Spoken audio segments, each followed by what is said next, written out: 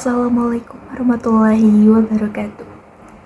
Salam sejahtera buat kita semua. Baiklah, yang terhormat kepada Bapak Ibu dosen pengampu mata kuliah konsep dasar ilmu geografi. Perkenalkan, nama saya Nila Felid Namarfi dengan NIM 25370025. Baiklah, pada pembahasan video kali ini, izinkan saya untuk menyampaikan materi mengenai proses sosial serta perencanaan dan rekayasa sosial di dalam geografi.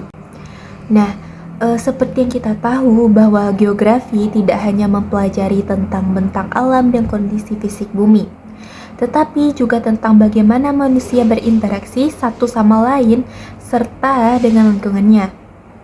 Nah, melalui proses sosial kita dapat memahami bagaimana hubungan antar individu dan kelompok terbentuk dan berkembang, serta mempengaruhi kehidupan di suatu wilayah. Sementara itu, perencanaan dan rekayasa sosial itu berperan penting dalam menciptakan perubahan sosial yang terarah, misalnya melalui kebijakan pembangunan, pengelolaan wilayah, serta peningkatan kesejahteraan masyarakat.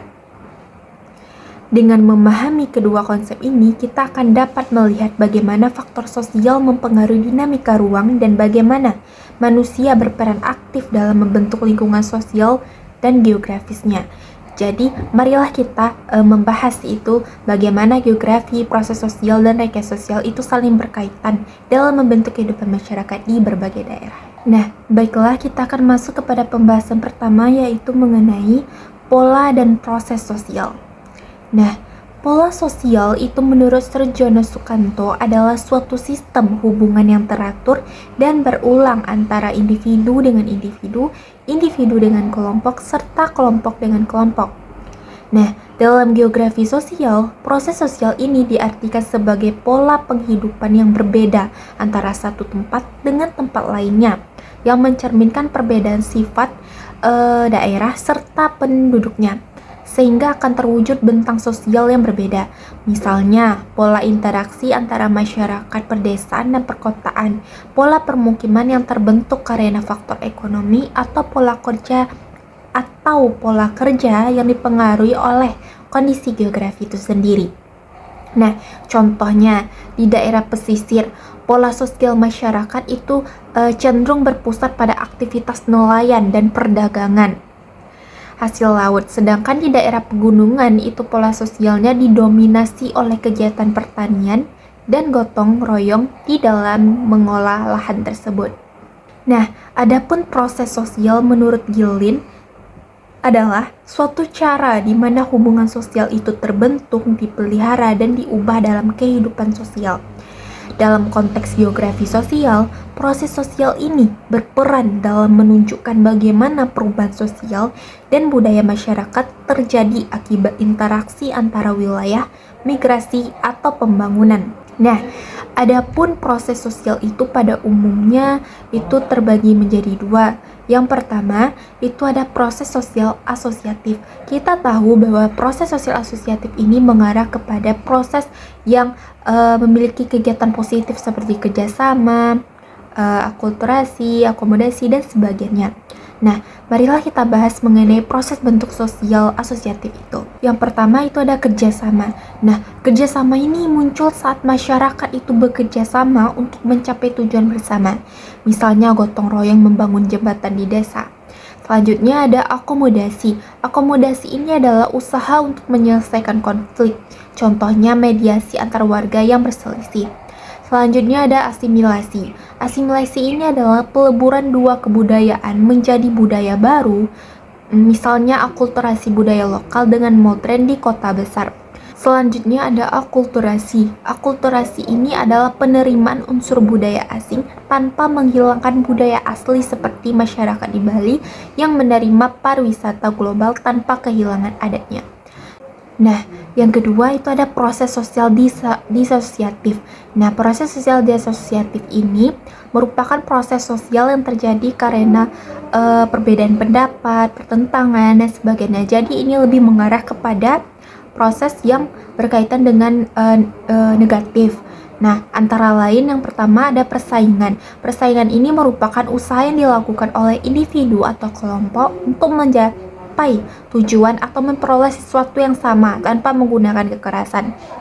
Nah, contohnya adalah persaingan antar perusahaan dalam merebut pasar atau persaingan siswa dalam meraih prestasi di sekolah. Selanjutnya ada kontravensi. Kontravensi ini adalah bentuk proses sosial yang berada di antara persaingan dan konflik. Sikap ini ditunjukkan dengan adanya ketidaksetujuan, penolakan, atau perlawanan halus terhadap pihak lain.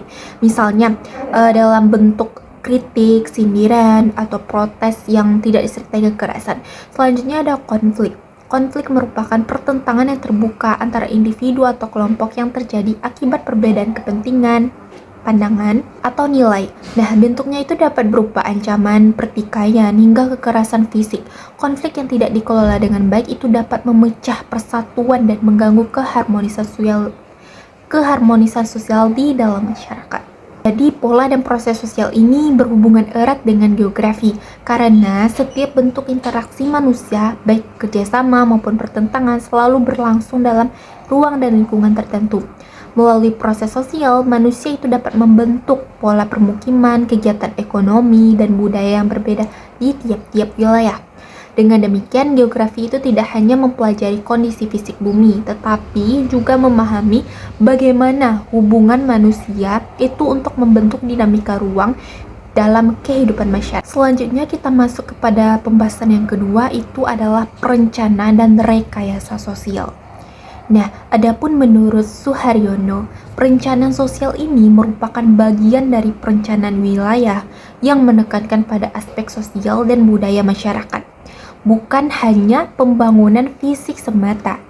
Nah, adapun perencanaan sosial ini mencakup seperti penataan ruang permukiman agar sesuai dengan kebutuhan sosial ekonomi masyarakat, penyediaan fasilitas umum dan sosial seperti pendidikan, kesehatan, dan transportasi, pengembangan wilayah secara merata agar tidak terjadi ketimpangan antara desa dan kota. Nah, selanjutnya ada menurut Srejono Sukanto mengatakan rekayasa sosial. Nah, rekayasa sosial ini merupakan suatu proses yang dilakukan dengan sadar untuk menciptakan kondisi sosial baru yang lebih baik sesuai dengan tujuan pembangunan sosial. Nah, rekayasa sosial ini berperan dalam membentuk perubahan sosial yang terarah. Misalnya, mengubah masyarakat tradisional menjadi masyarakat modern, mengembangkan wilayah tertinggal melalui pendidikan dan pelatihan, mendorong masyarakat agar peduli terhadap lingkungan. Nah, adapun bentuk-bentuk perencanaan dan rekayasa sosial antara lain, yaitu perencanaan wilayah dan kota. Ini mengatur ruang agar seimbang antara kebutuhan sosial, ekonomi, dan lingkungan. Contohnya, pembangunan kota satelit untuk mengurangi kepadatan kota utama atau pengembangan wilayah pinggiran menjadi pusat ekonomi baru. Selanjutnya ada pemberdayaan masyarakat. Nah, bentuk rekayasa sosial di mana masyarakat itu diajak berpartisipasi aktif dalam pembangunan. Misalnya program pemberdayaan perempuan, koperasi desa, pelatihan wirausaha, atau revitalisasi pasar tradisional. Selanjutnya ada penataan permukiman dan sosial urban. Nah, di kota besar, perencanaan sosial ini didorong pada pengelolaan kawasan kumuh. Nah, penyediaan hunian itu layak dan peningkatan akses layanan publik. Misalnya, Kampung Deret di Jakarta itu atas program kota tanpa kumuh sebagai kota rekayasa sosial dan spasial. Selanjutnya yaitu pengembangan wilayah tertinggal dan desa di dalam perspektif geografi sosial. Nah, pembangunan perdesaan itu melibatkan penyediaan infrastruktur dasar, pendidikan, dan lapangan kerja agar masyarakat itu tidak bergantung pada urbanisasi saja. Selanjutnya ada adaptasi sosial terhadap perubahan di lingkungan. Nah, rekayasa sosial itu mencakup adaptasi masyarakat terhadap perubahan iklim dan lingkungan. Contohnya, pelatihan masyarakat pesisir dalam menghadapi abrasi atau program pertanian berkelanjutan di daerah kering. Nah, jadi dapat disimpulkan bahwa perencanaan sosial itu mengukur strategi dan arah pembangunan, sementara rekayasa sosial itu mengubah perilaku dan pola pikir masyarakat agar sesuai dengan tujuan pembangunan tersebut. Di sini tertera analisis kasus mengenai pembangunan jalan tol Trans Jawa. Nah, jadi pembangunan jalan tol Trans Jawa itu merupakan proyek strategis nasional yang menghubungkan kota-kota besar dari Merak hingga Banyuwangi. Menurut Kementerian PUPR tahun 2023, keberadaan jalan tol itu telah mengubah bentuk ruang dan pola kehidupan sosial ekonomi masyarakat, terutama di wilayah pedesaan. Jadi, di dalam geografi sosial, pola sosial ini mengacu kepada bentuk keteraturan sosial, hubungan antar individu atau kelompok dalam ruang tertentu, maka berdampak pada transformasi pola permukiman dan ekonomi pembangunan. Jalan tol itu mengubah pola permukiman dari linear mengikuti jalan nasional lama menjadi tersebar di sekitarnya. Simpang susun dalam proses sosial maka berdampak terhadap kerjasama. Banyaknya masyarakat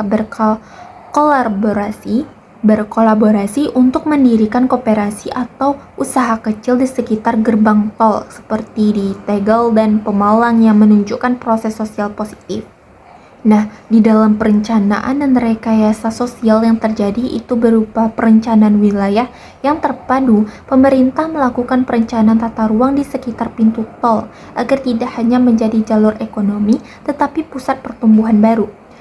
Selanjutnya, rekayasa ekonomi dan sosial itu muncul program pemerintah untuk memperdayakan masyarakat sekitar tol agar tidak terpinggirkan, seperti pelatihan UMKM, pendampingan usaha kuliner, dan akses kredit mikro. Nah, perubahan struktur sosial setelah tol beroperasi, masyarakat bergeser menjadi masyarakat produktif, mendapatkan peluang kerja di sekitar transportasi, tetapi ada juga kelompok yang tidak mampu beradaptasi yang dapat mengalami penurunan ekonomi karena lahan pertanian menjadi berkurang. Maka daripada itu diperlukan solusi dalam kasus tersebut, yaitu pemerataan akses ekonomi dan pendidikan, di mana pemerintah perlu memastikan masyarakat desa sekitar tol itu mendapatkan akses pelatihan kerja dan dukungan media. Selanjutnya ada penguatan keseimbangan lokal, di mana masyarakat dilibatkan dalam proses perencanaan ruang dan pengelolaan kawasan agar perubahan sosial ini dapat berjalan. Selanjutnya yang terakhir ada rekayasa sosial inklusif. Pembangunan jalan tol itu tidak hanya berorientasi pada ekonomi, tetapi juga sosial budaya. Misalnya dengan mempertahankan identitas lokal melalui festival daerah atau promosi wisata budaya. Baiklah, itu saja yang dapat saya bahas pada pertemuan kali ini. Terima kasih telah menonton video ini. Jika ada kesalahan, mohon maaf. Saya tutup dengan wabillahi taufiq wal hidayah. Wassalamualaikum warahmatullahi wabarakatuh.